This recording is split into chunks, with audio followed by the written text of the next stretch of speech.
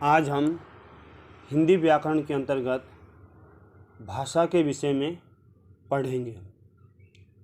भाषा सभी कक्षाओं के लिए एवं सभी प्रकार की प्रतियोगिताओं परीक्षाओं के लिए महत्वपूर्ण है।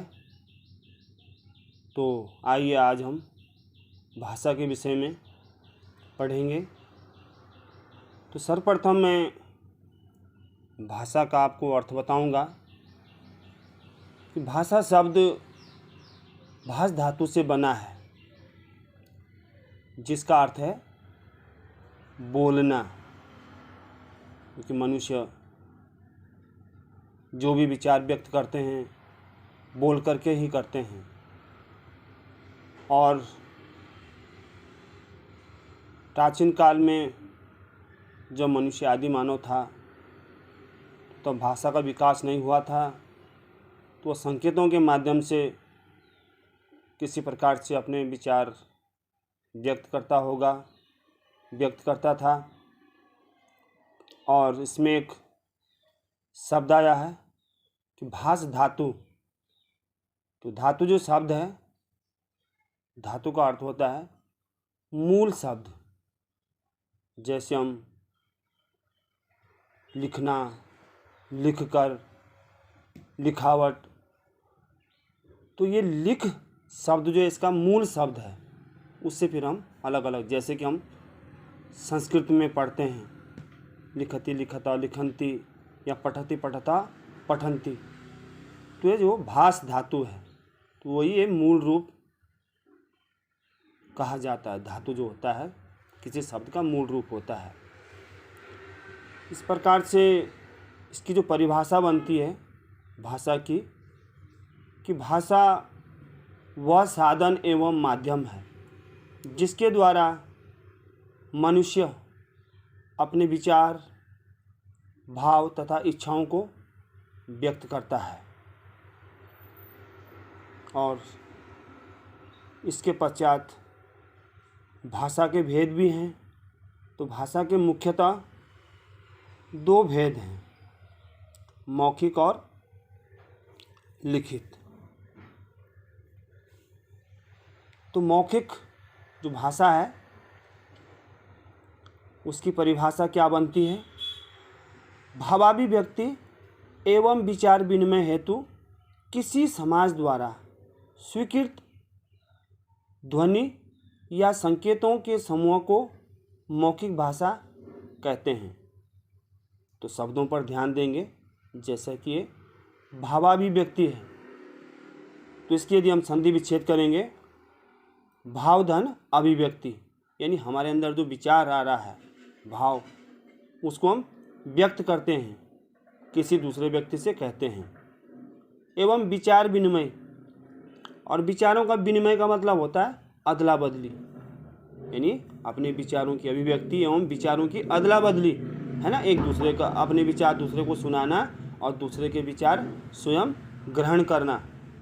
उस हेतु किसी समाज द्वारा, अलग अलग समाज की जो है भाषा होती है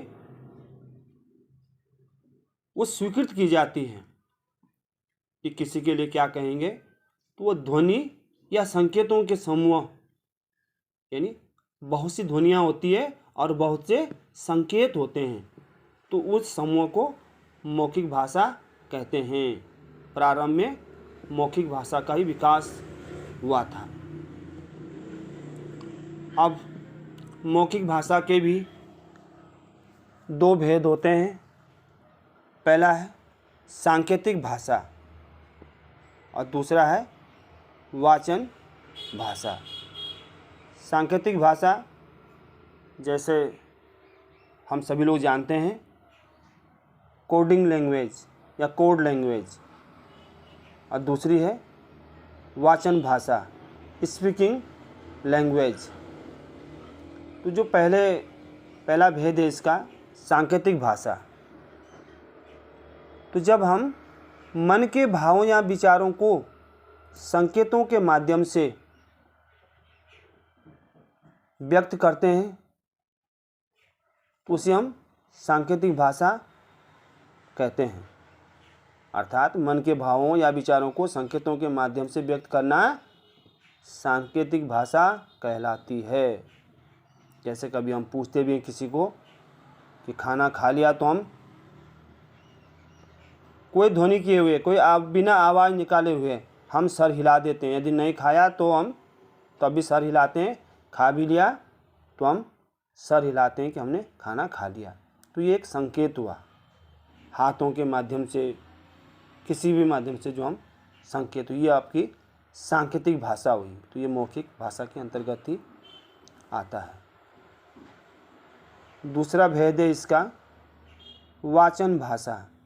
जैसे कि शब्द से स्पष्ट हो रहा है, वाचन पढ़कर या बोलकर, यानी मुख से बोली जाने वाली भाषा को वाचन भाषा कहते हैं।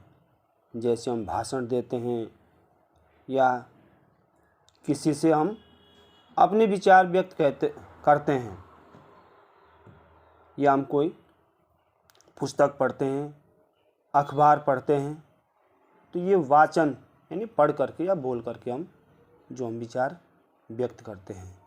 तो इस प्रकार से मौखिक भाषा के ये दो भेद थे, सांकेतिक भाषा और वाचन भाषा।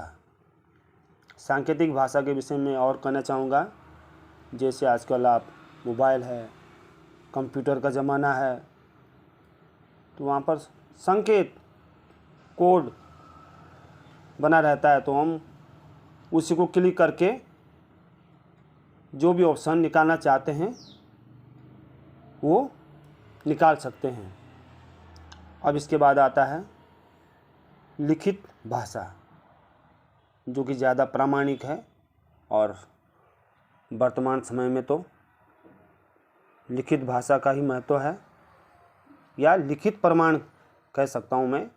प्राचीन काल में तो लोग सत्यवादी हुआ करते थे, और जो मौखिक रूप से व्यक्त कर दिया, कह दिया, तो लोग अपने बात से मुकरते नहीं थे। लेकिन वर्तमान समय में लिखित प्रमाण ही हमारे पास होना चाहिए।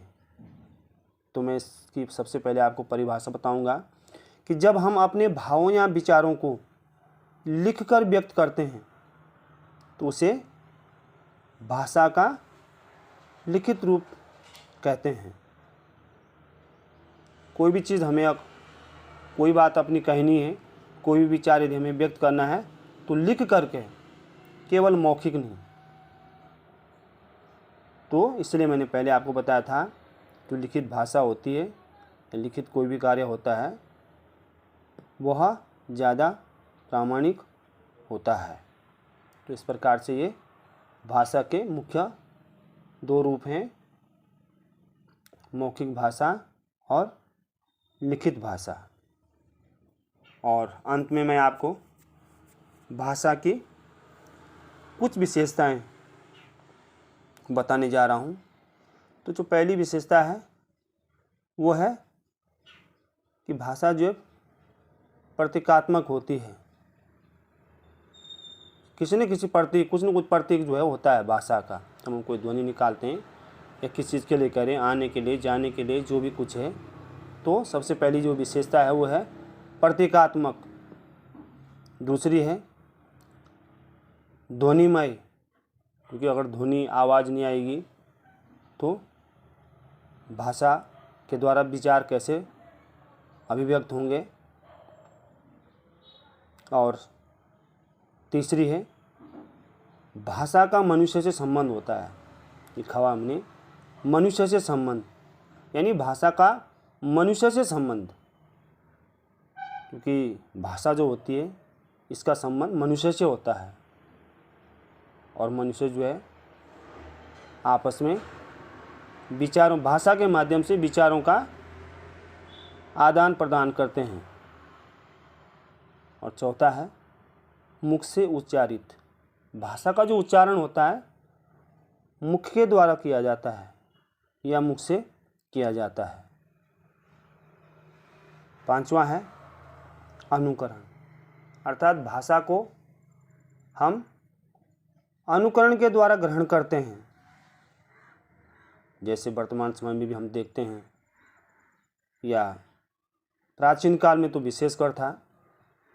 दूसरा, क्या कह रहा है उसका अनुकरण करना, या सरल रूप में कहें तो छोटे जो बच्चे हैं वो बड़ों की नकल करते हैं, तो वहीं से वो भाषा ग्रहण कर लेते हैं, चाहे वो मातृभाषा हो कि जैसी माता कह रही है उस भाषा को वो अनुकरण उनकी वो नकल करते हैं। तो भाषा अनुकरण के द्वारा हम ग्रहण करते हैं। छठा है परिवर्तनशील। तो भाषा की छठी विशेषता है कि भाषा परिवर्तनशील होती है। देश काल परिस्थिति स्थान के अनुसार जो है भाषा परिवर्तित होती रहती है। इसलिए कहा जाता है कि कोस कोस पर बदले पानी और 4 कोस पर बदले बानी। थोड़ा थोड़ा परिवर्तन आता रहता है भाषा में। और 7वां है क्षेत्रीय सीमा।